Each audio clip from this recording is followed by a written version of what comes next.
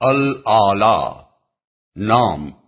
پہلی ہی آیت سبح اسم ربک الاعلی کے لفظ الاعلی کو اس سورہ کا نام قرار دیا گیا ہے۔ زمانہ نزول۔ اس کے مضمون سے بھی یہ معلوم ہوتا ہے کہ یہ بالکل ابتدائی دور کی نازل شدہ سورتوں میں سے ہے، اور آیت نمبر 6 کے یہ الفاظ بھی کہ ہم تمہیں پڑھوا دیں گے پھر تم نہیں بھولو گے، یہ بتاتے ہیں کہ یہ اس زمانے میں نازل ہوئی تھی جب رسول اللہ صلی اللہ علیہ وسلم کو ابھی وحی اخذ کرنے کی اچھی طرح مشق نہیں ہوئی تھی، اور نزول وحی کے وقت آپ کو اندیشہ ہوتا تھا کہ کہیں میں اس کے الفاظ بھول نہ جاؤں۔ اس آیت کے ساتھ اگر سورہ طٰہٰ کی آیت 114 اور سورہ قیامہ کی آیات 16 تا 19 کو ملا کر دیکھا جائے اور تینوں آیتوں کے انداز بیان اور موقع و محل پر بھی غور کیا جائے تو واقعات کی ترتیب یہ معلوم ہوتی ہے کہ سب سے پہلے اس سورت میں حضور صلی اللہ علیہ وسلم کو اطمینان دلایا گیا کہ آپ فکر نہ کریں، ہم یہ کلام آپ کو پڑھوا دیں گے اور آپ اسے نہ بھولیں گے۔ پھر ایک مدت کے بعد دوسرے موقع پر جب سورہ قیامہ نازل ہو رہی تھی، حضور بے اختیار الفاظ وحی کو دہرانے لگے۔ اس وقت فرمایا گیا کہ اے نبی، اس وحی کو جلدی جلدی یاد کرنے کے لیے اپنی زبان کو حرکت نہ دو، اس کو یاد کرا دینا اور پڑھوا دینا ہمارے ذمے ہے، لہٰذا جب ہم اسے پڑھ رہے ہوں اس وقت تم اس کی قرأت کو غور سے سنتے رہو، پھر اس کا مطلب سمجھا دینا بھی ہمارے ہی ذمے ہے۔ آخری مرتبہ سورہ طٰہٰ کے نزول کے موقع پر حضور صلی اللہ علیہ وسلم کو پھر بتقاضائے بشریت اندیشہ لاحق ہوا کہ یہ 113 آیتیں جو متواتر نازل ہوئی ہیں، ان میں سے کوئی چیز میرے حافظے سے نکل نہ جائے اور آپ ان کو یاد کرنے کی کوشش کرنے لگے۔ اس پر فرمایا گیا اور قرآن پڑھنے میں جلدی نہ کیا کرو جب تک تمہاری طرف اس کی وحی تکمیل کو نہ پہنچ جائے۔ اس کے بعد پھر کبھی اس کی نوبت نہیں آئی کہ حضور صلی اللہ علیہ وسلم کو ایسا کوئی خطرہ لاحق ہوتا، کیونکہ ان 3 مقامات کے سوا کوئی چوتھا مقام قرآن میں ایسا نہیں ہے جہاں اس معاملے کی طرف کوئی اشارہ پایا جاتا ہو۔ موضوع اور مضمون۔ اس چھوٹی سی سورہ کے 3 موضوع ہیں: توحید، نبی صلی اللہ علیہ وسلم کو ہدایات، اور آخرت۔ پہلی آیت میں توحید کی تعلیم کو اس ایک فقرے میں سمیٹ دیا گیا ہے کہ اللہ تعالیٰ کے نام کی تسبیح کی جائے، یعنی اس کو کسی ایسے نام سے یاد نہ کیا جائے جو اپنے اندر کسی قسم کے نقص، عیب، کمزوری یا مخلوقات سے تشبیہ کا کوئی پہلو رکھتا ہو، کیونکہ دنیا میں جتنے بھی فاسد عقائد پیدا ہوئے ہیں ان سب کی جڑ اللہ تعالیٰ کے متعلق کوئی نہ کوئی غلط تصور ہے، جس نے اس ذات پاک کے لیے کسی غلط نام کی شکل اختیار کی ہے۔ لہذا عقیدے کی تصحیح کے لیے سب سے مقدم یہ ہے کہ اللہ جل شانہ کو صرف ان اسماء حسنی ہی سے یاد کیا جائے جو اس کے لیے موزوں اور مناسب ہیں۔ اس کے بعد 3 آیتوں میں بتایا گیا ہے کہ تمہارا رب جس کے نام کی تسبیح کا حکم دیا جا رہا ہے وہ ہے جس نے کائنات کی ہر چیز کو پیدا کیا، اس کا تناسب قائم کیا، اس کی تقدیر بنائی، اسے وہ کام انجام دینے کی راہ بتائی جس کے لیے وہ پیدا کی گئی ہے، اور تم اپنی آنکھوں سے اس کی قدرت کا یہ کرشمہ دیکھ رہے ہو کہ وہ زمین پر نباتات کو پیدا بھی کرتا ہے اور پھر انہیں خس و خاشاک بھی بنا دیتا ہے۔ کوئی ہستی نہ بہار لانے پر قادر ہے نہ خزاں کو آنے سے روک سکتی ہے۔ پھر 2 آیتوں میں رسول اللہ صلی اللہ علیہ وسلم کو ہدایت فرمائی گئی ہے کہ آپ اس فکر میں نہ پڑیں کہ یہ قرآن جو آپ پر نازل کیا جا رہا ہے یہ لفظ بلفظ آپ کو یاد کیسے رہے گا، اس کو آپ کے حافظے میں محفوظ کر دینا ہمارا کام ہے، اور اس کا محفوظ رہنا آپ کے کسی ذاتی کمال کا نتیجہ نہیں بلکہ ہمارے فضل کا نتیجہ ہے، ورنہ ہم چاہیں تو اسے بھلا دیں۔ اس کے بعد رسول اللہ صلی اللہ علیہ وسلم سے فرمایا گیا ہے کہ آپ کے سپرد ہر ایک کو راہ راست پر لے آنے کا کام نہیں کیا گیا ہے، بلکہ آپ کا کام بس حق کی تبلیغ کر دینا ہے، اور تبلیغ کا سیدھا سادہ طریقہ یہ ہے کہ جو نصیحت سننے اور قبول کرنے کے لیے تیار ہو اسے نصیحت کی جائے، اور جو اس کے لیے تیار نہ ہو اس کے پیچھے نہ پڑا جائے۔ جس کے دل میں گمراہی کے انجام بد کا خوف ہوگا وہ حق بات کو سن کر قبول کر لے گا، اور جو بدبخت اسے سننے اور قبول کرنے سے گریز کرے گا وہ اپنا برا انجام خود دیکھ لے گا۔ آخر میں کلام کو اس بات پر ختم کیا گیا ہے کہ فلاح صرف ان لوگوں کے لیے ہے جو عقائد، اخلاق اور اعمال کی پاکیزگی اختیار کریں اور اپنے رب کا نام یاد کر کے نماز پڑھیں، لیکن لوگوں کا حال یہ ہے کہ انہیں ساری فکر بس اسی دنیا کے آرام و آسائش اور فائدوں اور لذتوں کی ہے، حالانکہ اصل فکر آخرت کی ہونی چاہیے، کیونکہ دنیا فانی ہے اور آخرت باقی، اور دنیا کی نعمتوں سے آخرت کی نعمتیں بدرجہ بڑھ کر ہیں۔ یہ حقیقت صرف قرآن ہی میں نہیں بتائی جا رہی ہے، بلکہ حضرت ابراہیم علیہ السلام اور حضرت موسیٰ علیہ السلام کے صحیفوں میں بھی انسان کو اسی حقیقت سے آگاہ کیا گیا تھا۔ بسم اللہ الرحمن الرحیم۔ شروع اللہ کے نام سے جو رحمان و رحیم ہے۔ سبح اسم ربک الاعلی الذی خلق فسوى والذی قدر فہدى والذی اخرج المرعى فجعله غثاء احوى۔ اے نبی، اپنے رب برتر کے نام کی تسبیح کرو، جس نے پیدا کیا اور تناسب قائم کیا، جس نے تقدیر بنائی پھر راہ دکھائی، جس نے نباتات اگائی پھر ان کو سیاہ کوڑا کرکٹ بنا دیا۔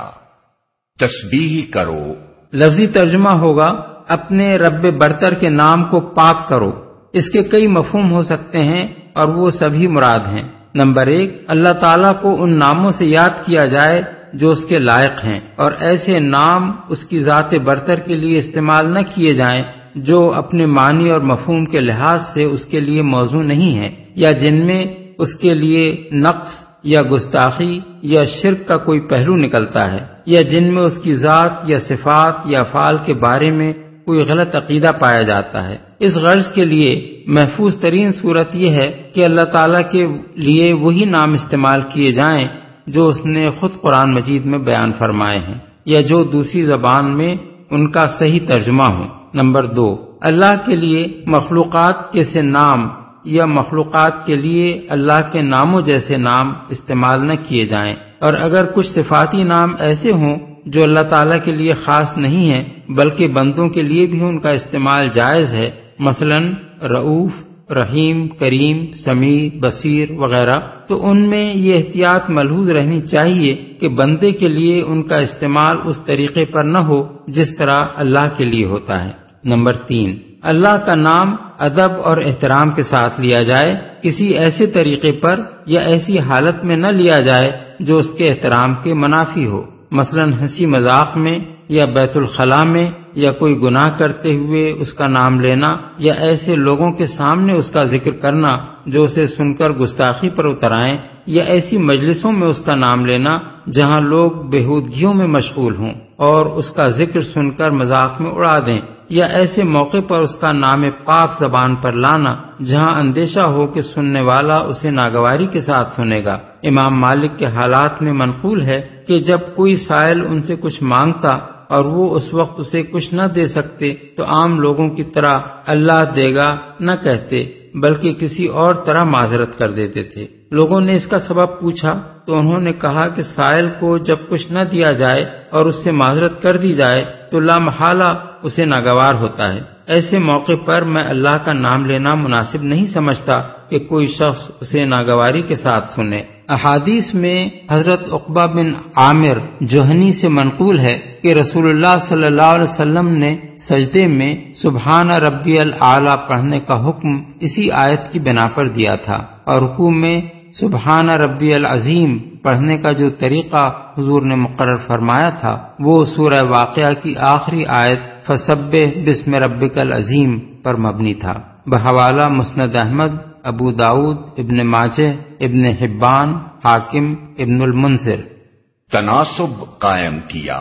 یعنی زمین سے آسمانوں تک کائنات کی ہر چیز کو پیدا کیا، اور جو چیز بھی پیدا کی اسے بالکل راست اور درست بنایا، اس کا توازن اور تناسب ٹھیک ٹھیک قائم کیا، اس کو ایسی صورت پر پیدا کیا کہ اس جیسی چیز کے لیے اس سے بہتر صورت کا تصور نہیں کیا جا سکتا۔ یہی بات ہے جو سورہ سجدہ میں یوں بیان فرمائی گئی ہے کہ الذی احسن کل شیء خلقہ آیت 7، یعنی جس نے ہر چیز جو بنائی خوب ہی بنائی۔ اس طرح دنیا کی تمام اشیاء کا موزوں اور متناسب پیدا ہونا خود اس امر کی صریح علامت ہے کہ کوئی صانع حکیم ان سب کا خالق ہے۔ کسی اتفاقی حادثے سے یا بہت سے خالقوں کے عمل سے کائنات کے ان بے شمار اجزاء کی تخلیق میں یہ سلیقہ اور مجموعی طور پر ان سب اجزاء کے اجتماع سے کائنات میں یہ حسن و جمال پیدا نہ ہو سکتا تھا۔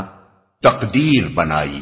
یعنی ہر چیز کے پیدا کرنے سے پہلے یہ طے کر دیا کہ اسے دنیا میں کیا کام کرنا ہے اور اس کام کے لیے اس کی مقدار کیا ہو، اس کی شکل کیا ہو، اس کی صفات کیا ہوں، اس کا مقام کس جگہ ہو، اس کے لیے بقا اور قیام اور فعل کے لیے کیا مواقع اور ذرائع فراہم کیے جائیں، کس وقت وہ وجود میں آئے، کب تک اپنے حصے کا کام کرے اور کب کس طرح ختم ہو جائے۔ اس پوری اسکیم کا مجموعی نام اس کی تقدیر ہے، اور یہ تقدیر اللہ تعالیٰ نے کائنات کی ہر چیز کے لیے اور مجموعی طور پر پوری کائنات کے لیے بنائی ہے۔ اس کے معنی یہ ہیں کہ تخلیق کسی پیشگی منصوبے کے بغیر کچھ یوں ہی الٹپ نہیں ہو گئی ہے، بلکہ اس کے لیے ایک پورا منصوبہ خالق کے پیش نظر تھا، اور سب کچھ اس منصوبے کے مطابق ہو رہا ہے۔ راہ دکھائی،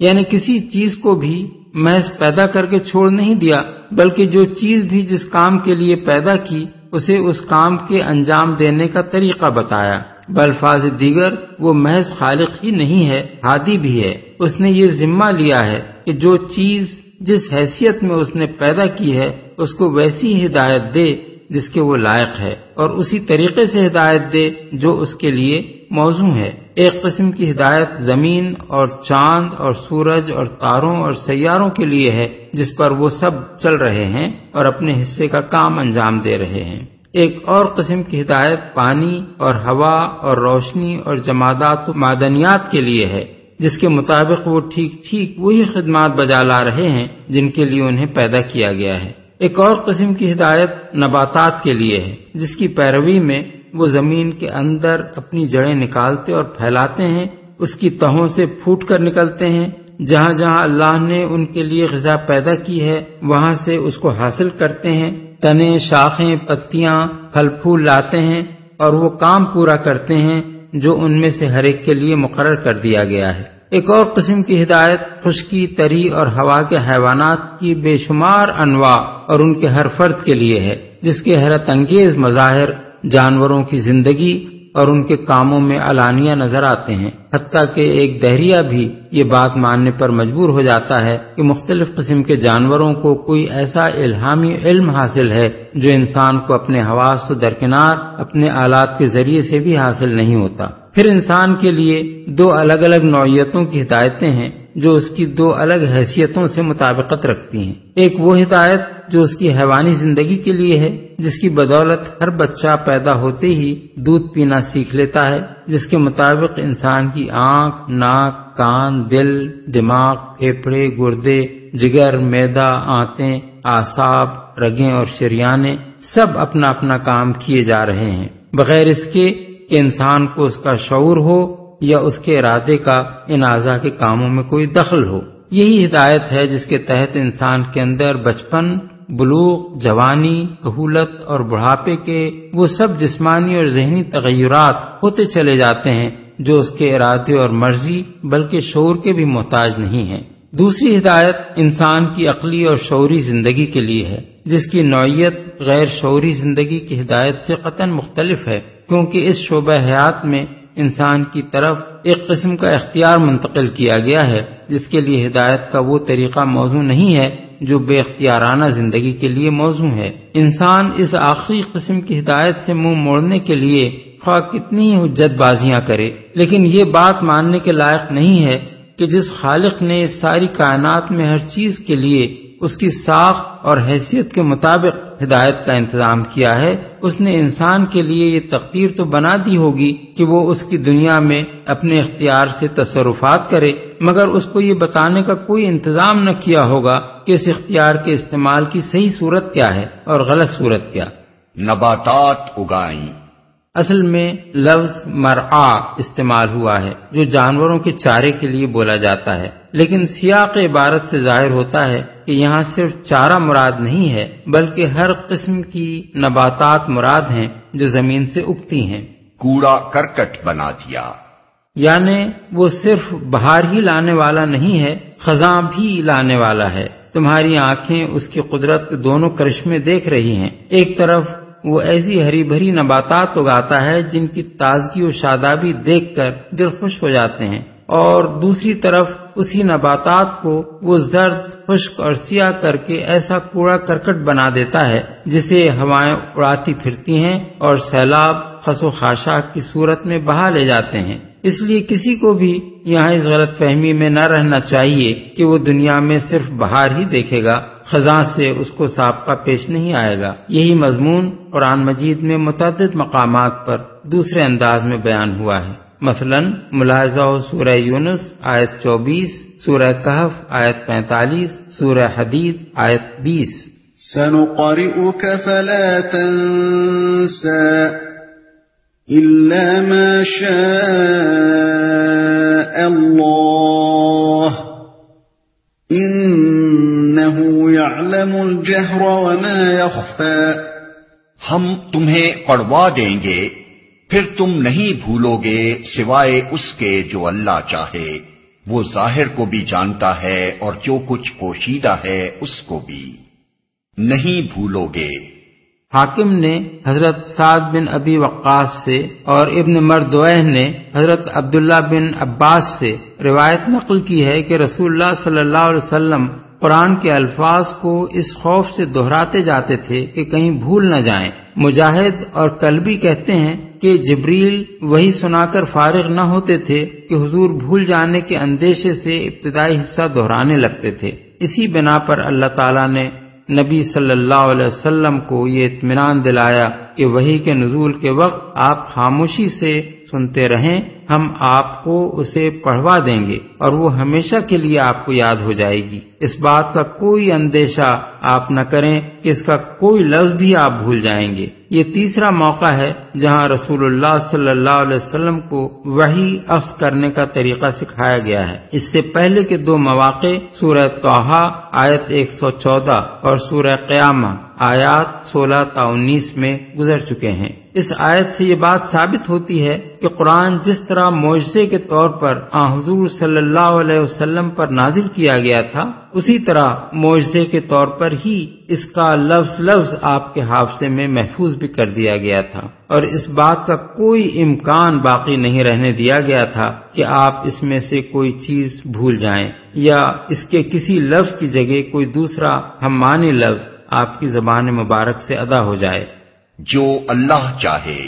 اس فقرے کے دو مطلب ہو سکتے ہیں، ایک یہ کہ پورے قرآن کا لفظ بلفظ آپ کے حافظے میں محفوظ ہو جانا آپ کی اپنی قوت کا کرشمہ نہیں ہے بلکہ اللہ کے فضل اور اس کی توفیق کا نتیجہ ہے، ورنہ اللہ چاہے تو اسے بھلا سکتا ہے۔ یہ وہی مضمون ہے جو دوسری جگہ قرآن مجید میں یوں بیان کیا گیا ہے، وَلَئِن شِئْنَا لَنَذْهَبَنَّ بِالَّذِي أَوْحَيْنَا إِلَيْكَ، سورہ بنی اسرائیل آیت 86، یعنی اگر ہم چاہیں تو وہ سب کچھ تم سے چھین لیں جو ہم نے وحی کے ذریعے سے تمہیں عطا کیا ہے۔ دوسرا مطلب یہ بھی ہو سکتا ہے کہ کبھی وقتی طور پر آپ کو نسیان لاحق ہو جانا اور آپ کا کسی آیت یا لفظ کو کسی وقت بھول جانا اس وعدے سے مستثنا ہے۔ وعدہ جس بات کا کیا گیا ہے وہ یہ ہے کہ آپ مستقل طور پر قرآن کے کسی لفظ کو نہیں بھول جائیں گے۔ اس مفہوم کی تائید صحیح بخاری کی اس روایت سے ہوتی ہے کہ ایک مرتبہ صبح کی نماز پڑھاتے ہوئے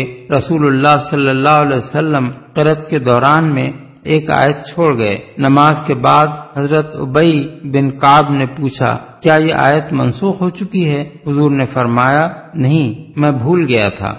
جو کچھ پوشیدہ ہے اس کو بھی۔ ویسے تو یہ الفاظ عام ہیں اور ان کا مطلب یہ ہے کہ اللہ ہر چیز کو جانتا ہے، خواہ وہ ظاہر ہو یا مخفی، لیکن جس سلسلہ کلام میں یہ بات ارشاد ہوئی ہے اس کو ملحوظ رکھتے ہوئے دیکھا جائے تو اس کا مطلب یہ معلوم ہوتا ہے کہ آپ جو قرآن کو جبریل علیہ السلام کے ساتھ ساتھ پڑھتے جا رہے ہیں اس کا بھی اللہ کو علم ہے، اور بھول جانے کے جس خوف کی بنا پر آپ ایسا کر رہے ہیں وہ بھی اللہ کے علم میں ہے۔ اس لیے آپ کو یہ اطمینان دلایا جا رہا ہے کہ آپ اسے بھولیں گے نہیں۔ وَنُيَسِّرُكَ لِلْيُسْرَى فَذَكِّرْ إِن نَّفَعَتِ الذِّكْرَى، اور ہم تمہیں آسان طریقے کی سہولت دیتے ہیں، لہذا تم نصیحت کرو اگر نصیحت نافع ہو۔ عام طور پر مفسرین نے ان دو فقروں کو الگ الگ سمجھا ہے۔ پہلے فقرے کا مطلب انہوں نے یہ لیا ہے کہ ہم تمہیں ایک آسان شریعت دے رہے ہیں جس پر عمل کرنا سہل ہے، اور دوسرے فقرے کا یہ مطلب لیا ہے کہ نصیحت کرو اگر وہ نافع ہو۔ لیکن ہمارے نزدیک فذکر کا لفظ دونوں فقروں کو باہم مربوط کرتا ہے، اور بعد کے فقرے کا مضمون پہلے فقرے کے مضمون پر مترتب ہوتا ہے۔ اس لیے ہم اس ارشاد الہی کا مطلب یہ سمجھتے ہیں کہ اے نبی، ہم تبلیغ دین کے معاملے میں تم کو کسی مشکل میں نہیں ڈالنا چاہتے کہ تم بہروں کو سناؤ اور اندھوں کو راہ دکھاؤ، بلکہ ایک آسان طریقہ تمہارے لیے میسر کیے دیتے ہیں، اور وہ یہ ہے کہ نصیحت کرو جہاں تمہیں یہ محسوس ہو کہ کوئی اس سے فائدہ اٹھانے کے لیے تیار ہے۔ اب رہی یہ بات کہ کون اس سے فائدہ اٹھانے کے لیے تیار ہے اور کون نہیں ہے، تو ظاہر ہے اس کا پتہ تبلیغ عام ہی سے چل سکتا ہے۔ اس لیے عام تبلیغ تو جاری رکھنی چاہیے، مگر اس سے تمہارا مقصود یہ ہونا چاہیے کہ اللہ کے بندوں میں سے ان لوگوں کو تلاش کرو جو اس سے فائدہ اٹھا کر راہ راست اختیار کر لیں۔ یہی لوگ تمہاری نگاہ التفات کے مستحق ہیں، اور انہی کی تعلیم و تربیت پر تمہیں توجہ صرف کرنا چاہیے۔ ان کو چھوڑ کر ایسے لوگوں کے پیچھے پڑنے کی تمہیں کوئی ضرورت نہیں ہے جن کے متعلق تجربے سے تمہیں معلوم ہو جائے کہ وہ کوئی نصیحت قبول نہیں کرنا چاہتے۔ یہ قریب قریب وہی مضمون ہے جو سورہ عبسہ میں دوسرے طریقے سے یوں بیان فرمایا گیا ہے کہ جو شخص بے پرواہی برتتا ہے اس کی طرف تو تم توجہ کرتے ہو، حالانکہ اگر وہ نہ سدھرے تو تم پر اس کی کیا ذمہ داری ہے، اور جو خود تمہارے پاس دوڑا آتا ہے اور وہ ڈر رہا ہوتا ہے اس سے تم بے رخی برتتے ہو، ہرگز نہیں۔ یہ تو ایک نصیحت ہے، جس کا جی چاہے اسے قبول کرے۔ آیات 5 تا 12۔ سَيَذَّكَّرُ مَن يَخْشَىٰ وَيَتَجَنَّبُهَا الْأَشْقَى الَّذِي يَصْلَى النَّارَ الْكُبْرَى ثُمَّ لَا يَمُوتُ فِيهَا وَلَا يَحْيَىٰ۔ جو شخص ڈرتا ہے وہ نصیحت قبول کر لے گا، اور اس سے گریز کرے گا وہ انتہائی بدبخت جو بڑی آگ میں جائے گا، پھر نہ اس میں مرے گا نہ جیے گا۔ نصیحت قبول کر لے گا، یعنی جس شخص کے دل میں خدا کا خوف اور انجام بد کا اندیشہ ہوگا، اسی کو یہ فکر ہوگی کہ کہیں میں غلط راستے پر تو نہیں جا رہا ہوں، اور وہی اللہ کے اس بندے کی نصیحت کو توجہ سے سنے گا جو اسے ہدایت اور گمراہی کا فرق اور فلاح و سعادت کا راستہ بتا رہا ہو۔ مرے گا نہ جیے گا، یعنی نہ اسے موت ہی آئے گی کہ عذاب سے چھوٹ جائے، اور نہ جینے کی طرح جیے گا کہ زندگی کا کوئی لطف اسے حاصل ہو۔ یہ سزا ان لوگوں کے لیے ہے جو سرے سے اللہ اور اس کے رسول کی نصیحت کو قبول ہی نہ کریں اور مرتے دم تک کفر و شرک یا دہریت پر قائم رہیں۔ رہے وہ لوگ جو دل میں ایمان رکھتے ہوں مگر اپنے برے اعمال کی بنا پر جہنم میں ڈالے جائیں، تو ان کے متعلق احادیث میں آیا ہے کہ جب وہ اپنی سزا بھگت لیں گے تو اللہ تعالیٰ انہیں موت دے دے گا، پھر ان کے حق میں شفاعت قبول کی جائے گی، اور ان کی جلی ہوئی لاشیں جنت کی نہروں پر لا کر ڈالی جائیں گی، اور اہل جنت سے کہا جائے گا کہ ان پر پانی ڈالو، اور اس پانی سے وہ اس طرح جی اٹھیں گے جیسے نباتات پانی پڑنے سے اگاتی ہیں۔ یہ مضمون رسول اللہ صلی اللہ علیہ وسلم سے مسلم میں حضرت ابو سعید خدری اور بزار میں حضرت ابو ہریرہ کے حوالے سے منقول ہوا ہے۔ قد افلح من تزکى وذكر اسم ربه فصلى۔ فلاح پا گیا وہ جس نے پاکیزگی اختیار کی اور اپنے رب کا نام یاد کیا پھر نماز پڑھی۔ پاکیزگی اختیار کی، پاکیزگی سے مراد ہے کفر و شرک چھوڑ کر ایمان لانا، برے اخلاق کو چھوڑ کر اچھے اخلاق اختیار کرنا، اور برے اعمال کو چھوڑ کر نیک اعمال کرنا۔ فلاح سے مراد دنیاوی خوشحالی نہیں ہے بلکہ حقیقی کامیابی ہے، خواہ دنیا کی خوشحالی اس کے ساتھ میسر ہو یا نہ ہو۔ رب کا نام یاد کیا۔ یاد سے مراد دل میں بھی اللہ کو یاد کرنا ہے اور زبان سے بھی اس کا ذکر کرنا ہے۔ دونوں چیزیں ذکر الہی کی تعریف میں آتی ہیں۔ نماز پڑھی، یعنی صرف یاد کر کے رہ نہیں گیا، بلکہ نماز کی پابندی اختیار کر کے اس نے ثابت کر دیا کہ جس خدا کو وہ اپنا خدا مان رہا ہے اس کی اطاعت کے لیے وہ عملاً تیار ہے اور اس کو ہمیشہ یاد کرتے رہنے کا اہتمام کر رہا ہے۔ اس آیت میں الگ ترتیب دو باتوں کا ذکر کیا گیا ہے، پہلے اللہ کو یاد کرنا، پھر نماز پڑھنا۔ اسی کے مطابق یہ طریقہ مقرر کیا گیا ہے کہ اللہ اکبر کہہ کر نماز کی ابتدا کی جائے۔ یہ من جملہ ان شواہد کے ہے جن سے معلوم ہوتا ہے کہ نماز کا جو طریقہ رسول اللہ صلی اللہ علیہ وسلم نے بتایا ہے اس کے تمام اجزاء قرآنی اشارات پر مبنی ہیں، مگر اللہ کے رسول کے سوا ان اشارات کو جمع کر کے کوئی شخص بھی نماز کی یہ حد ترتیب نہیں دے سکتا تھا۔ بل تؤثرون الحیاة الدنیا والآخرة خیر وأبقى ان هذا لفی الصحف الأولى صحف ابراہیم وموسیٰ۔ مگر تم لوگ دنیا کی زندگی کو ترجیح دیتے ہو، حالانکہ آخرت بہتر ہے اور باقی رہنے والی ہے۔ یہی بات پہلے آئے ہوئے صحیفوں میں بھی کہی گئی تھی، ابراہیم اور موسیٰ کے صحیفوں میں۔ دنیا کی زندگی کو ترجیح دیتے ہو، یعنی تم لوگوں کی ساری فکر بس دنیا اور اس کی راحت و آسائش اور اس کے فائدوں اور لذتوں کے لیے ہے۔ یہاں جو کچھ حاصل ہو جائے تم سمجھتے ہو کہ بس وہی اصل فائدہ ہے جو تمہیں حاصل ہو گیا، اور یہاں جس چیز سے محروم رہے تمہارا خیال ہے کہ بس وہی اصل نقصان ہے جو تمہیں پہنچ گیا۔ باقی رہنے والی ہے،